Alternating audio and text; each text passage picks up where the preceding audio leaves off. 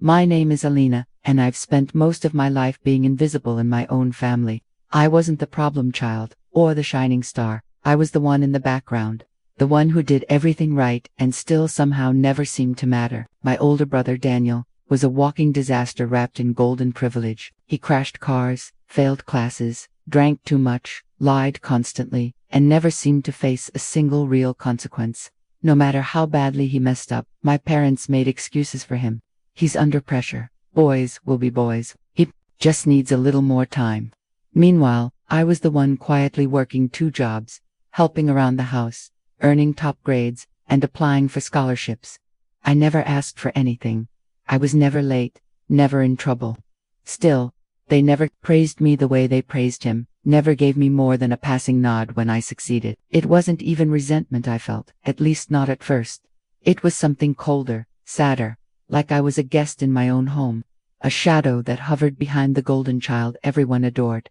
The feeling of invisibility settled over me like a thick fog, persistent and heavy. I remember sitting at the kitchen table after school, books spread out in front of me, knowing my parents were upstairs, whispering about Daniel's latest antics, the smashed car, the suspension from school, the arrests that somehow vanished in family whispers and closed doors. And I kept my head down, swept the floors, did the dishes, helped with the laundry. I was the responsible one, the invisible one. Nobody noticed the late nights I spent working at the cafe, or the extra shifts I picked up to save for college. My successes were background noise in a house that only celebrated failure when it wore Daniel's face.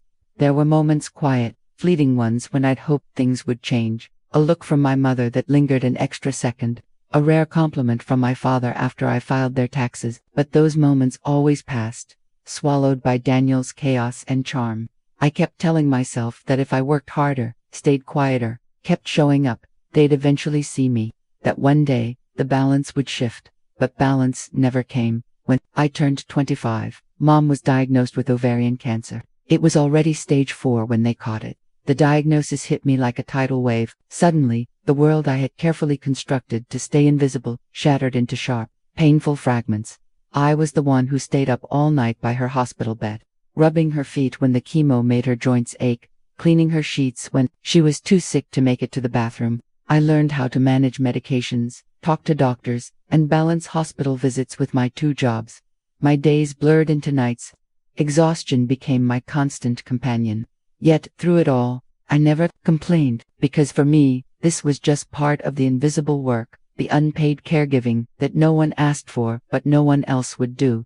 Daniel, of course, breezed in and out with bouquets and empty promises, always making a show of being the grieving son when people were watching. He posted photos of her holding his hand on Facebook, and the comments poured in. Such a good son. Your mother must be so proud of you. But the reality was starkly different. Daniel's presence was brief and performative, carefully timed for maximum sympathy.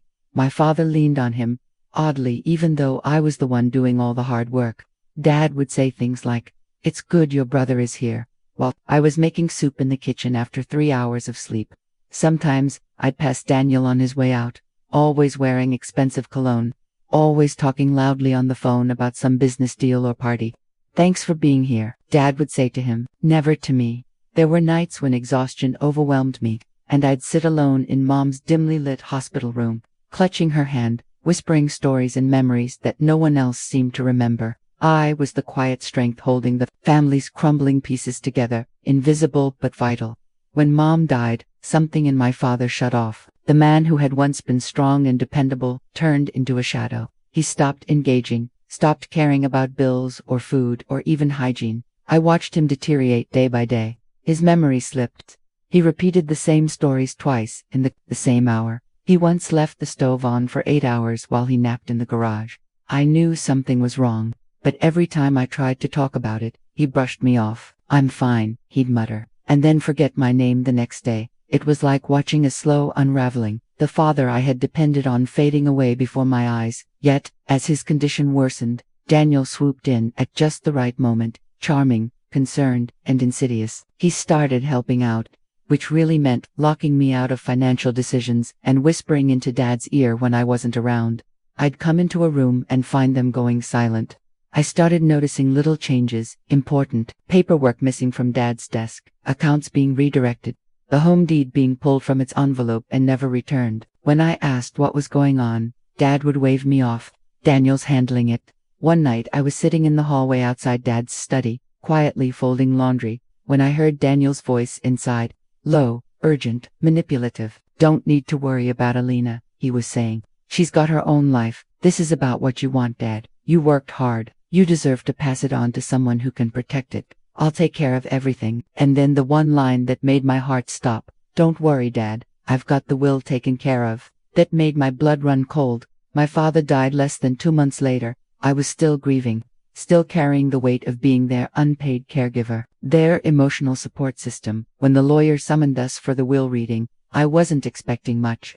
A letter, a trinket, some token of acknowledgement, maybe something to show that, in the end, they saw me, that I had mattered.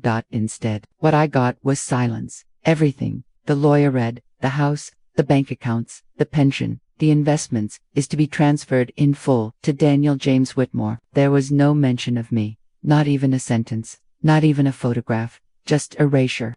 I had been cut out completely. I sat frozen in that chair. I don't remember blinking. I don't remember breathing.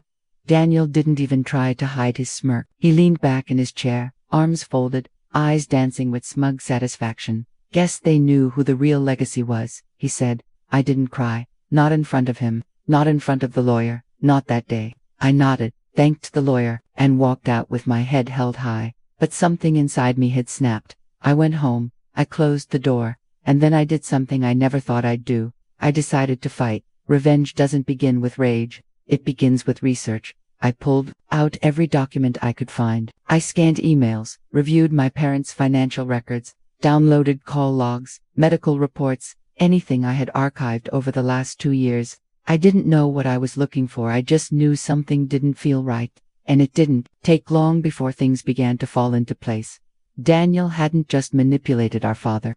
Emotionally, he had been living off him financially for years. I found records of Daniel withdrawing thousands from their joint accounts. I found a signed mortgage refinance application Daniel had helped Dad submit, draining $40,000 of home equity into his own business, a business that no longer existed. Credit cards opened in Dad's name, mysterious medical bills, late utility payments. The more I looked, the clearer it became. Daniel had been siphoning money for years, and Dad had either been too ill or too trusting to stop him. But that wasn't all. I found an older version of the will, one my parents had drafted 3 years before Dad's death. In that version, everything had been split evenly between us. I was even listed as the executor of the estate. That version had vanished mysteriously around the time Daniel began helping out. The new will. It had been notarized 3 months before Dad's final mental health diagnosis, the one that officially declared him legally incompetent. Now I had a motive. Soon, I'd have proof. But I needed access to the house first. I called Daniel and asked to come by.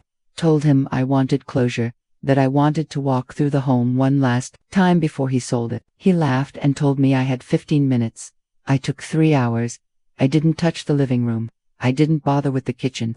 I went straight to the attic, the one place Daniel never went because of the dust and spiders. There, behind an old trunk of Christmas decorations, I found a locked metal box. It was the kind of box our parents had always used for important records, marriage certificates, military documents, our birth certificates. The lock was flimsy. I opened it with a screwdriver. Inside were hospital reports, letters from doctors, one clearly stating that Dad had been diagnosed with early-stage dementia for months before the new will had been signed. I also found letters, old notes, a photo of Mom holding me when I was 6, a tiny journal entry. Alina brought me soup today. She's always here. Daniel, we haven't seen him in 3 weeks. And there it was, a small USB drive labeled, voicemail, Dad. I didn't listen until I got home. In the message, Dad's voice sounded frail and confused. I don't know what Daniel's having me sign. He said it's just papers. I told him I want to talk to Alina first, but he said it's not important. I sat still for 10 full minutes after that. I wasn't angry. Not yet. I was calm, focused. Then I made my move. I called the lawyer. Maya was sharp, tough, and absolutely ruthless. She didn't blink when I told her what I had. In fact, she asked me to scan everything and send it over that night. When she called back the next day, she said just one thing. If you want to go to war, I can win it for you. We filed a motion to challenge the will based on undue influence, fraud, and medical incompetency. Before Daniel even knew what was coming, Maya froze the estate, locked every asset so he couldn't touch a dime, and then we served him. Right in the middle of dinner with his girlfriend and her parents, his face turned white. He called me 27 times that week, left voicemails, sent texts, tried emailing me, even wrote a rambling Facebook post about ungrateful siblings. I didn't answer once. I wasn't finished